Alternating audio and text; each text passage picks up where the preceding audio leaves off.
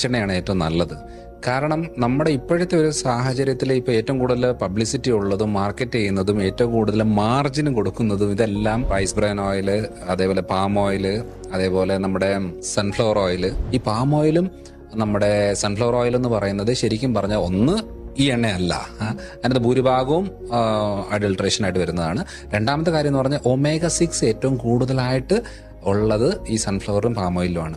നമ്മളിപ്പം ഭൂരിഭാഗം oil fry items, bakery items എല്ലാം ഈ പറയുന്ന ഇതിനകത്ത്, കാരണം ഷെൽഫ് ലൈഫ് കൂടുതലാണ് ഇതിന്. അതായത് ഏറ്റവും കൂടുതൽ രക്തക്കുഴലിലെ ബ്ലോക്കുകൾ ഉണ്ടാക്കുന്നത്, തേയ്മാനങ്ങൾ ഉണ്ടാക്കുന്നത്, നെഞ്ചിടിപ്പ് പ്രശ്നങ്ങൾ ഉണ്ടാകുന്നത്, ആങ്സൈറ്റി പ്രശ്നങ്ങൾ കൂടുതൽ ഇതിനകത്ത് ഭൂരിഭാഗവും ഈ പറയുന്ന omega-6 എന്ന് പറയുന്ന ഇൻഫ്ലമേഷൻ കൂടുന്നതിന്റെ ഭാഗമായിട്ടാണ്. ഇത് ഏറ്റവും കോമൺ ആയിട്ട് വരുന്നത് സൺഫ്ലവറിലും പാം ഓയിലും ഒക്കെയാണ്.